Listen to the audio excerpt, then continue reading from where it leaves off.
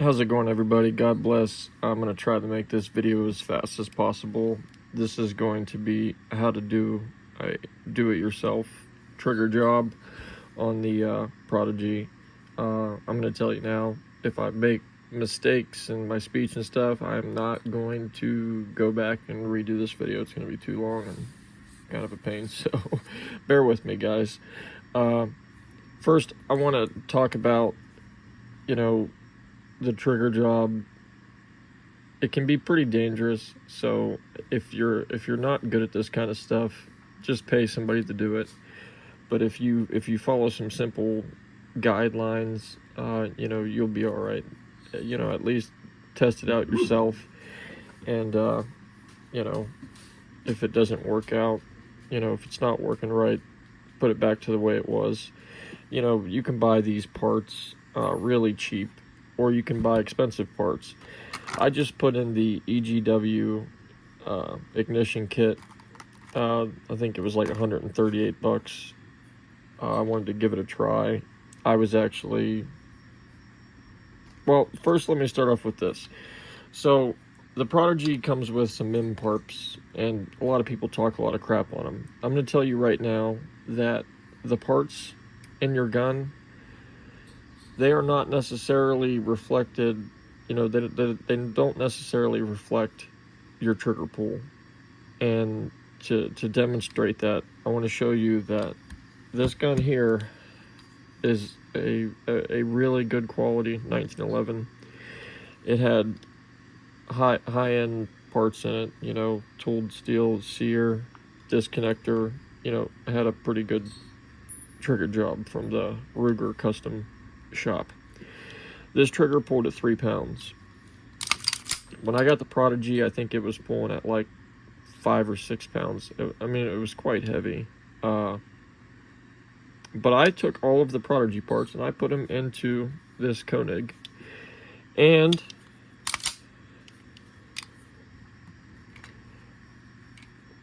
with everything from the Prodigy except for this hammer. So, well, just the sear, the disconnector, and the sear spring, all from the Prodigy, and the mainspring from the Prodigy.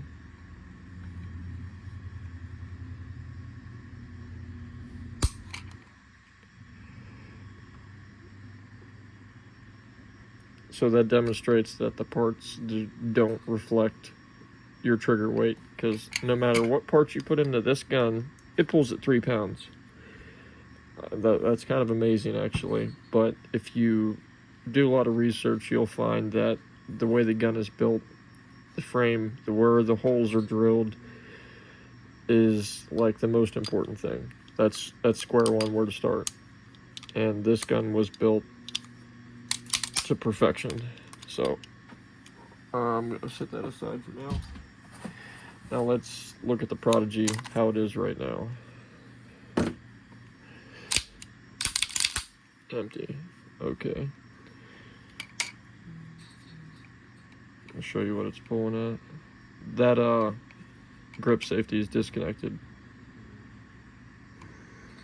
I'm going to pull in the middle of the trigger, because if you do pull from the bottom of the trigger, it does come up lighter.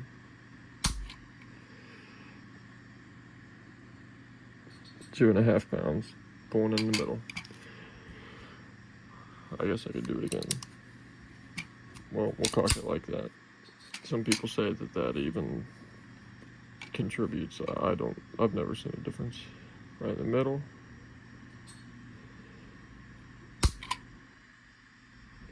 That was just under 3.5 pounds. I don't know why that one came back so heavy. Maybe I pulled weird. I'm trying to get the stuff on camera. 3 pounds. Alright, maybe there is a difference. I'll try the cock to just hammer and pull it. A little over 2.5 pounds. Alright, so maybe there is a difference. That's strange. When I've done this before with different parts, it never made a difference. Under 3 pounds. I guess it doesn't make a huge difference. Anyways, so that's what it's pulling at. The highest one was under, like, just a little bit over 3 pounds. The lowest one was 2.5 pounds, so somewhere in there. I'll show you the... First off, what you want to do to check your trigger job is you want to pull this hammer back just a little bit. You want to hear 1 click. You want it to stop there. And then 2 clicks. So if you don't have 2 clicks, then you got issues. You need to hear 2 clicks. Alright, then the next thing you want to do to test it is put your finger on the trigger, hold that trigger, take the slide all the way back, drop it at full speed.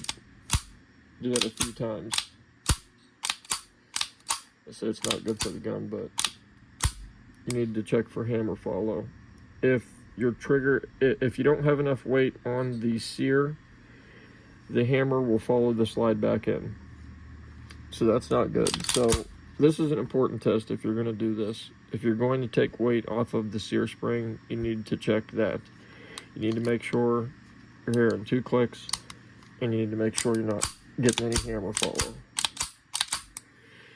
Alright, and then the trigger itself, this is an Atlas medium flat black trigger. It has all kinds of adjustments, so you can take out pre-travel and over-travel. So this trigger happens to have no pre-travel. I mean, it's more like a button than it is a trigger. And then the reset.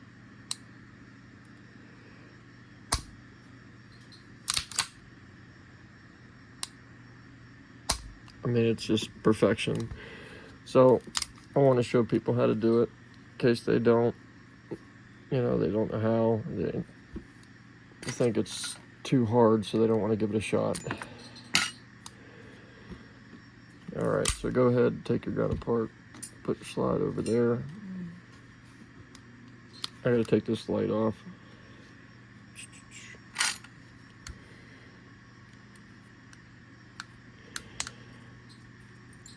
And you can do, the point of showing you that Ruger was to show you that you can do this with the parts that came in the gun. You do not need to buy anything else.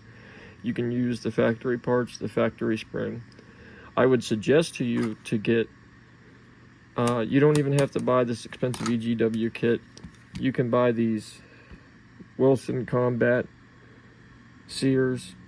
I think they're like 20 bucks for these True Value ones. I think they're, I forget the name of them. But, I mean, they have like low, reasonably priced stuff up to expensive. So you can get an extra sear, disconnectors. I mean, I have a little bit of everything, a bunch of extra stuff. I would suggest that you get the extra parts if you're going to attempt this and you're new to it and you're not really sure what you're doing. And I would suggest you attempt this on the new parts, and then that way, if it's not working out, if you get into a situation where you just can't figure it out, you can just put all the factory stuff back in it, and then you're good to go. You know what I mean? So your gun still works. But this is actually the sear spring that came with the EGW kit. This is the only thing I didn't use, and I'll show you why. So get those parts if you want to, or try this with the factory stuff. First thing we're going to do is we are going to get these safeties out.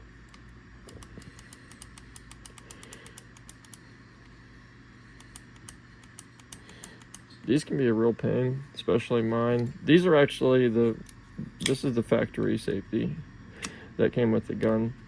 I just modified them a little bit and tightened them up a little bit so they're a little harder to take off. And I can show you how to tighten it up if they're wiggling. Right here on the end, you can take a hammer and easily close that gap, and that'll give a better bite on there so there's no wiggle. And as you see, this gun is down to bare metal. I sandblasted it, and I'm going to leave it like this for a little bit. Actually, the gun is so much smoother, and I like all the tolerances down to the bare metal. I swear that Cerakote job they put on it was super thick and nasty. I think probably causing a lot of problems for people. So go ahead and pull those safeties off, pull the hammer out, or pull that grip safety out. Let the hammer all the way down, and then you got to beat out your mainspring pin. To do this, I got to do it off camera because I need it on the edge of my table here.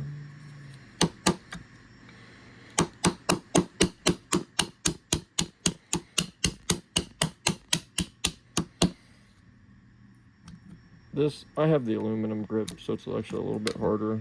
If I remember correctly, getting that pin out of the polymer grip was actually pretty easy.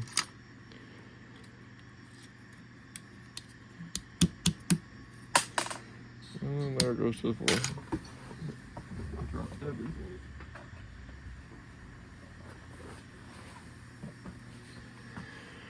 Alright, go ahead and, you might not have one of those. Take out your mainspring, and if you get a new mainspring and you want to change it, it's a little tricky but pretty easy. Right in here is a pin. The pin goes from the inside to the outside. So what you have to do is you have to push down your mainspring. It's, like I said, it is tricky. You got to hold that weight off of that spring, and then while you do that, pop that pin out. That pin will come out right here, and then you can take the spring out, change it, do whatever you need to do. Don't lose that little pin, or that'll be a pain for you. Alright.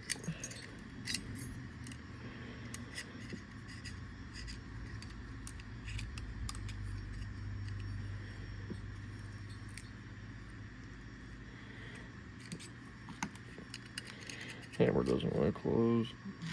As soon as you take that weight off, there you go. Alright, so here's where the magic happens.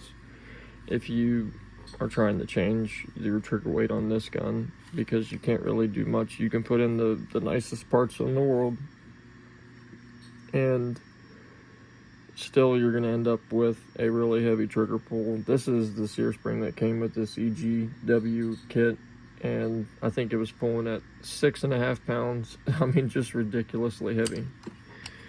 So on your sear spring, this far left leaf here, we'll call them leaves, I don't know what they're called, this puts weight on your sear. The middle one is your trigger, and this one here is for your grip safety. I don't use this one, but anyways, so you can lighten your trigger a few different ways. You can lighten up the weight on your trigger, but that's going to also have negative effects. I don't like to make that too light, because then, you know, your trigger resets really light. I like a really positive reset, so that one isn't adjusted much. And I'm going to show you a factory one that I haven't touched to show you the difference. The sear spring, this is pretty important. Like I said, if you take two, and to adjust these, you just bend them backwards or forward, and it's gonna be something you're gonna have to play with. I mean, there is no magic. I can't tell you, all right, bend it this much and then this is what it's gonna be. You gotta play with it. So you'll be throwing it in, and I'll show you an easy way to put it back together without fully assembling it. So if you don't have enough weight on your sear, then like I said, you're gonna have all kinds of issues. You'll have hammer follow, etc. So you gotta have enough weight on that sear for it to be safe. With the Prodigy, the safest, from my own experimenting with different parts and doing this, the safest I could get this down to is around 2.5 pounds. Any lighter, and then I'll have hammer follow every so often. So, you know, if you're trying to get down to about, you know, 3 pounds, you can do this yourself with the original stuff. So here is a comparison of the sear. And this is why it's another good thing if you get an extra kit, so you can have something to show you what it looked like before. So let's see if I can get this in the camera.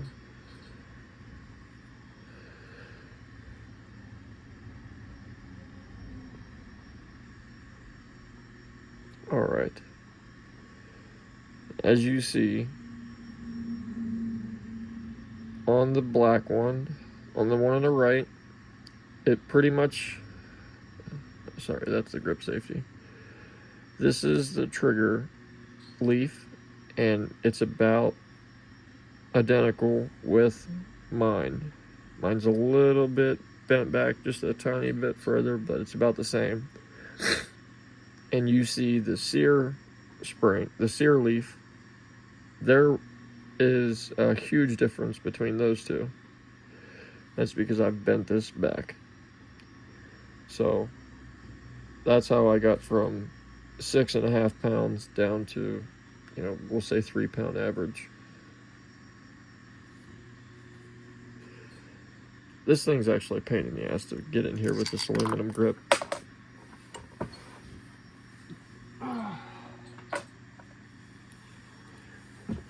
Don't let your pens fall out. One of the side effects of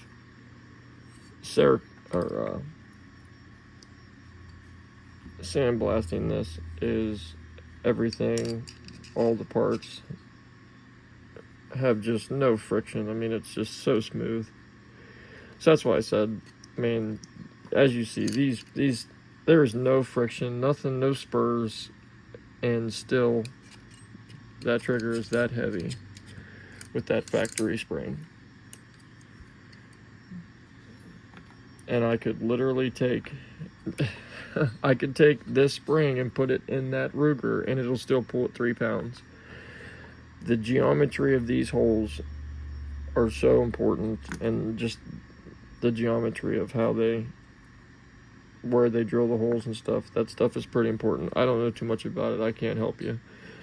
If you want better geometry, you're gonna have to buy a more expensive gun, like Atlas's guns. Look at the price tag with them. That's what you get for that kind of money. You get a gun that has an excellent trigger, that is, you know, the proper way to do it, go about it. Of course, this video is going to be this long because I talk so much. All right, so, and that's another good point. If you see how this sear spring is touching the sides of my grip, that can cause issues too. That may be why this trigger was so heavy. I don't think it actually touches once it's in there. It's just so damn wide, and this aluminum grip is not. What a pain in the dick to get this thing in there.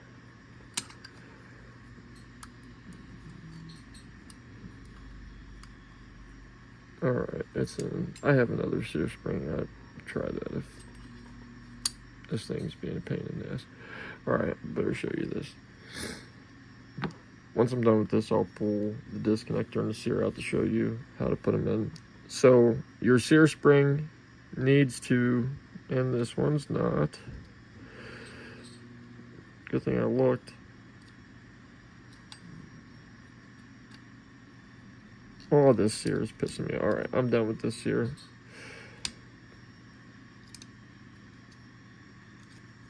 Fucking. Sorry for the language. What a douche. I have another sear spring somewhere. Hey, there's one. Man, I don't know if I adjusted this one or not. I hope I didn't. Where's mine at? Alright, let's just look at them real quick. Alright, this is a factory one too. So that's the one that doesn't like to fit in there. There's mine. Sorry, don't want to get my stuff lost. Oh, that's so much better. Alright, guys. So this far left leaf needs to go on top of the disconnector. The middle leaf is going to push right on the back of the disconnector, and then that third leaf will just sit there like that. I suspect that that EGW spring is just much heavier, because they probably, a lot of gunsmiths put these kits in, so they probably leave it like super far forward so that the gunsmith can adjust it.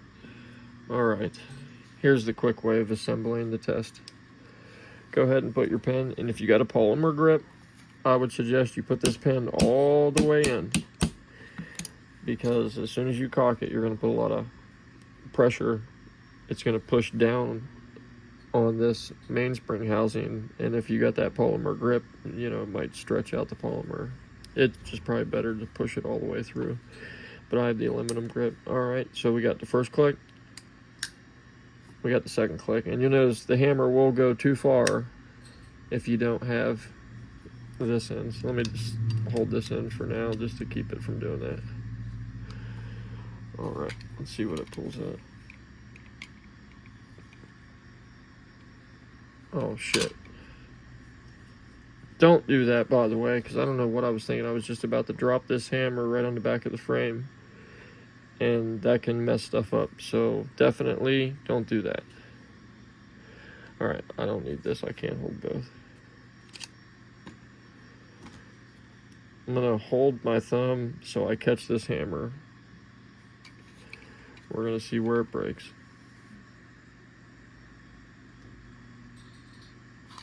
Fuck me, that's heavy. And that was at the bottom of the trigger, and it's always heavier in the medium.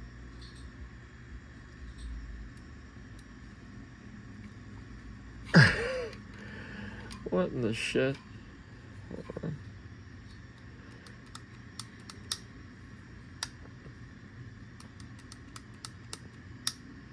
And that trigger isn't breaking at all. Hang on a second. That would explain that. I don't know why, but doing this apart has messed with the way I have my trigger set, so I gotta loosen up.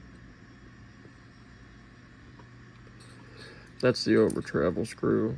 I gotta loosen it a little bit because the trigger's not going far enough to break. I'll fix it once I get it back.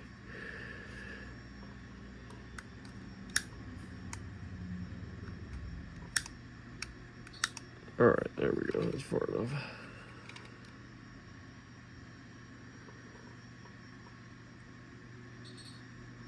Shit. My tool keeps sliding to the bottom of the trigger, and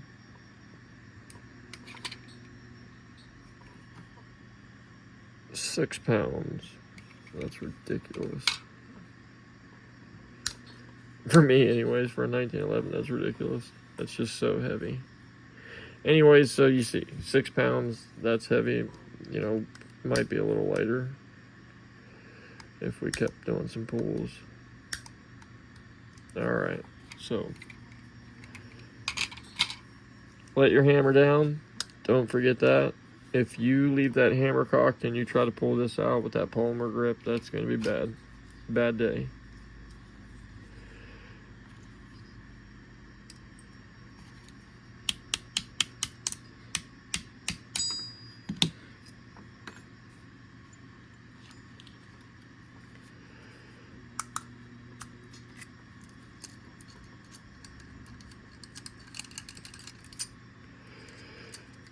And of course, that thing doesn't want to go back. Alright, so I'm going to take these out real quick, show you. You have two pins here. You call them what you want to call them, pins, whatever. Alright. Here is the EGW sear. And here's the EGW disconnector. This one's black, and this one is just no coating on it. Tooled steel, I do believe. here is the Ruger's sear. As you can see, I think it was pretty nice and shiny. I want to say it's probably superior over the EGW's internals. And then their disconnector, Ruger's competition disconnector, EGW's. There's probably no difference. I haven't noticed any difference in the trigger pulls, and I've thrown them all in different ways. Oh man, did I just get them confused? Alright, that's the Ruger's. That's the Ruger's. Here's EGW. Okay. Here's the easiest way to put in the sear and disconnector that I found. So the top part of this sear is going to go up, and those little legs are going to go down. So that's how you can always remember it, the two legs down. And then your disconnector, it is going to have this little square part face down, the round part up, and to orient it, the flat part goes toward your trigger. The pointed end always goes to the rear of the gun, so you face that toward you. Take your sear, set it on top of it just like that.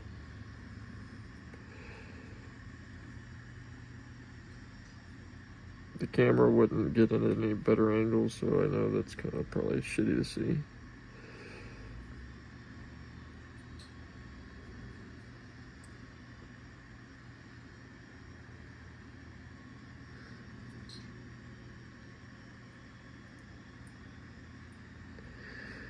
Alright, this is the tricky part.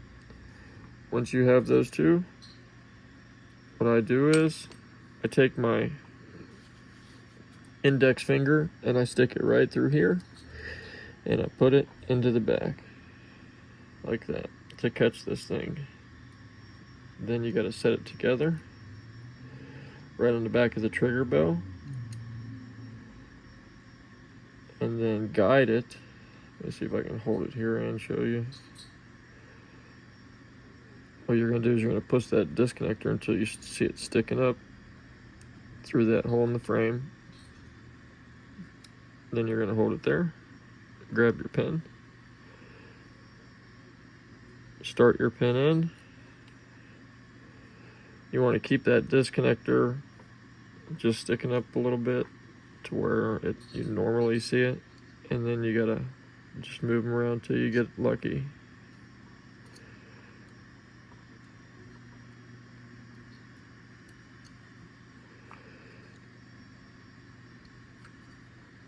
And then you can go in from behind and push them out if you need to come out.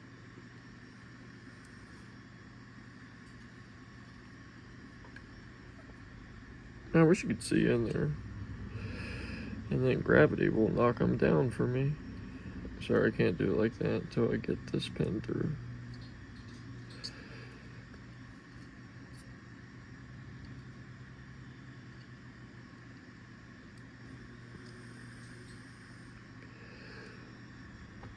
Needs to come down.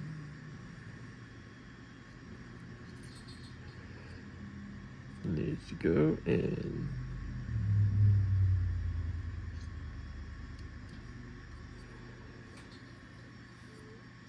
Bang.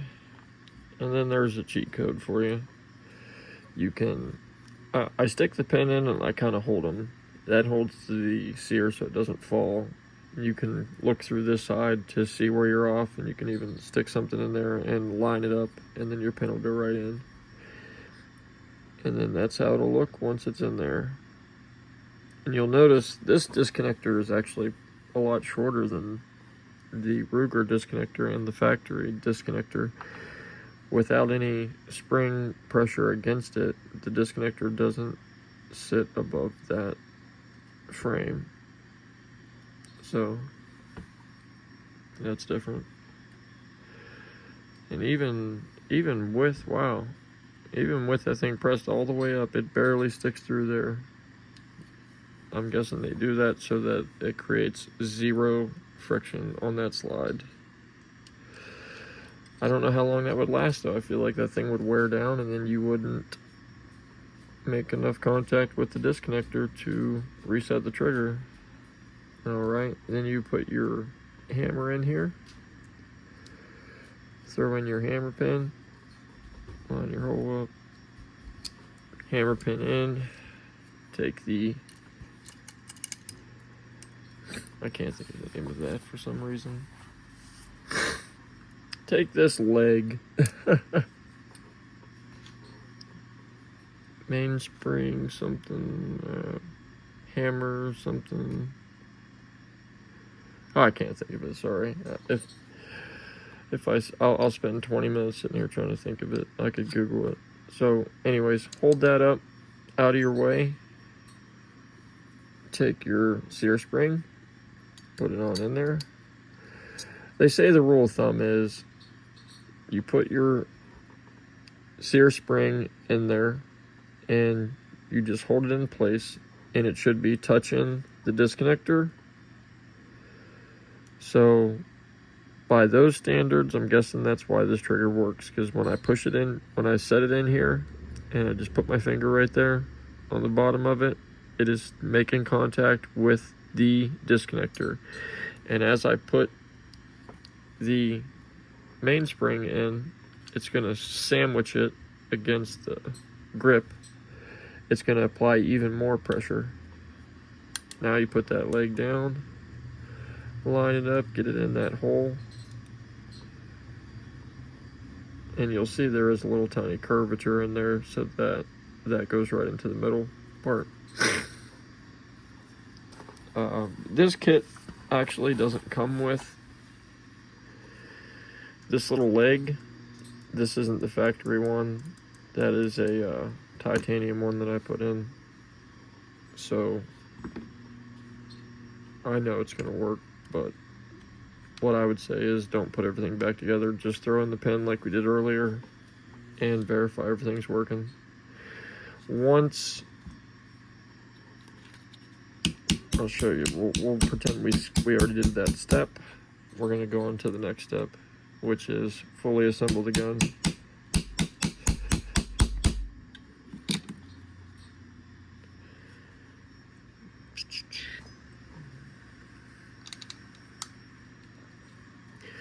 To get your ambi safeties in, the hammer has to be back. And I'll tell you guys, these ambi safeties are pretty expensive. They can get pretty expensive.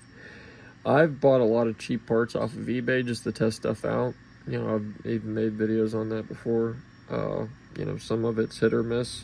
I bought these ambi safeties for I think like 30 bucks, 20 bucks, something like that on eBay, and they're absolute shit.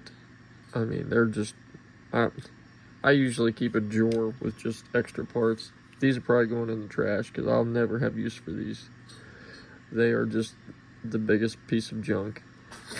And you know, if there's one thing you want to not be cheap with, it's probably your safety. But I'll tell you, these MIM safeties that come on the Prodigy, they're not bad at all. Anybody that says MIM parts are junk, that's just not true, guys. That is not true at all. MIM parts just probably don't last as long. I know I've never ran any MIM parts to their death, and I shoot a lot. These are the original MIM safeties. I have modified them quite a bit because, you know, I can't leave stuff alone. Alright, and to get them back in there, put that hammer back. It's somewhere in between on, safety engaged, and disengaged, that right in the middle. You will get them to snap together, and then you just keep on working them together to get them so they're both touching the frame. I tighten mine, like I said, so they're kind of a pain to get together. But once they are together, there is zero wiggle. And you can take your safety, push down on one, up on the other to make sure there's no wiggle. And if you've got a lot of wiggle, then just take them off and try to close the end on that. See, that one isn't pushed all the way and there's a little gap in there.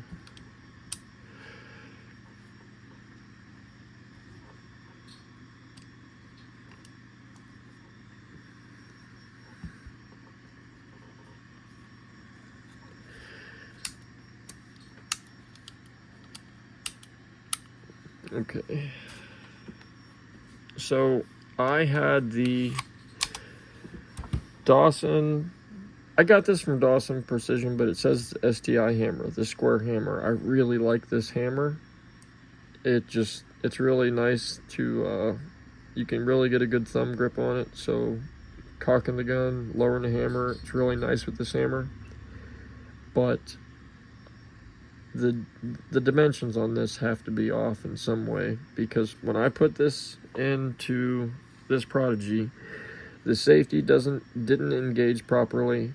I mean, you had to really fight it, and you know, I mean, I ran it like that for thousands of rounds. It was fine, but you know, the safety wasn't ideal. I put in this EGW hammer, and man, the safety is just great.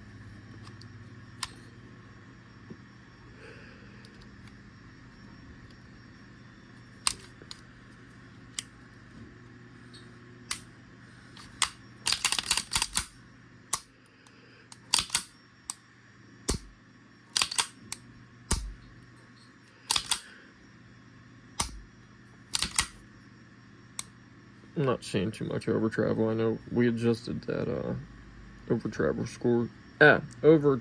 screw, so I didn't know if I needed to adjust it back, but it's fine. I would say this: if you're going to use this gun for EDC or any type of defensive purpose, okay, this over travel the oval. What a tongue twister for me. This over travel screw can be very dangerous. This screw, if it goes too far in, can prevent the trigger from engaging the disconnector, and it'd be basically trying to shoot with the safety on. Your trigger will not work. So what I suggest is, if you're trying to adjust this down, use some red Loctite. I think I've said that before. But once you get this red Loctite on here, make sure you get it adjusted, you know, semi-quick, because once that sets up, the only way to get that off with these Atlas triggers is to use heat. So use a heat gun. And if you try to adjust that without the heat gun, I will tell you now, you will strip that Atlas screw, and then bang, you won't be adjusting it anymore ever again. So let's test this out. Let's go through the steps. 1 click, 2 clicks, that's good. That feels great. Resets nice, breaks. So now we're going to hold the trigger, and we're going to drop the slide.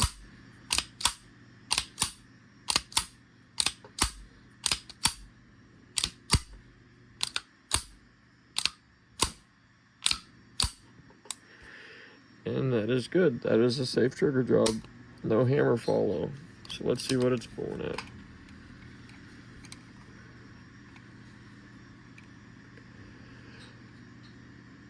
I don't know why with these Atlas triggers, and maybe they all do that and I just never paid attention. But if you measure from the bottom of this trigger, I think it's always lighter. Let's try it. Let's do it right at the bottom.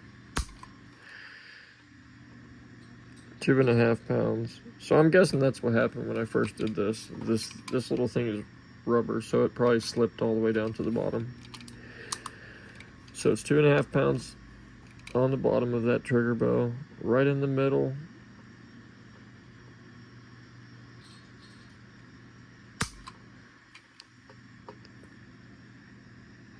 Just under 3.5 pounds, so right in between 3.5 and 3. And then if it slides all the way to the top,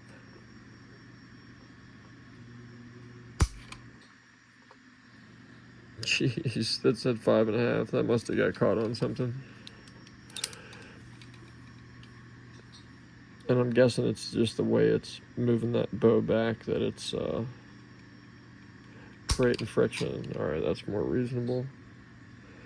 Under 4 pounds from the top of the trigger bow. Back to the middle.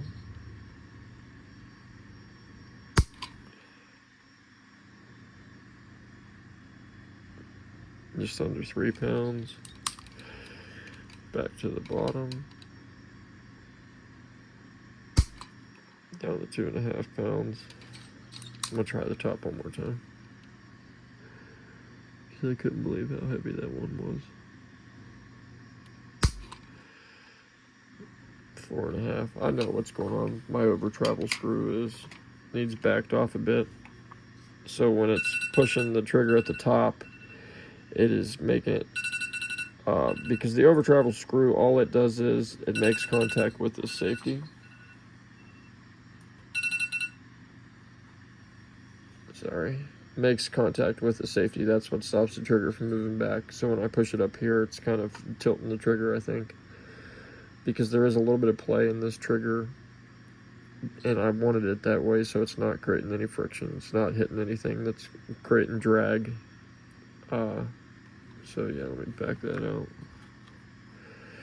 So anyway, so if you got this over travel screw in here and you're going to use this for EDC, make sure you use the red Loctite, and then tighten it all the way until it no longer breaks your trigger. And then back it off maybe a full half of a turn. So like from here.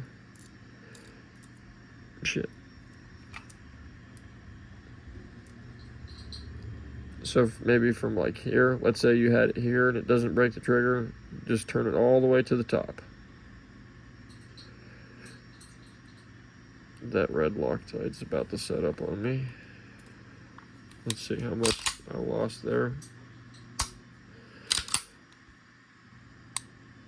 Not too much.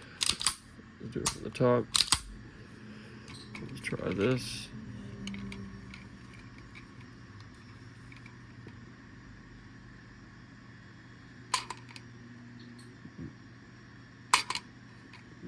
Keeps that though.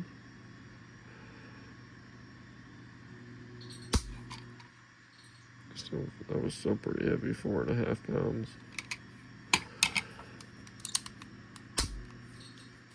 I can't even actually get my finger over the pull up there. I pulled right in the middle.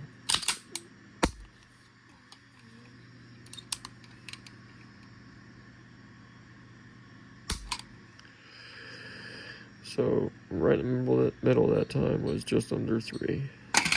Anyways, that's it, guys. That's how to do it yourself. And again, I would have to say that I'm not a gunsmith. I'm a DIY guy. So if you're a DIY guy as well, hopefully this will help you out. And then after every time I touch this gun, take it apart, mess with anything, I take it out and I go test this gun.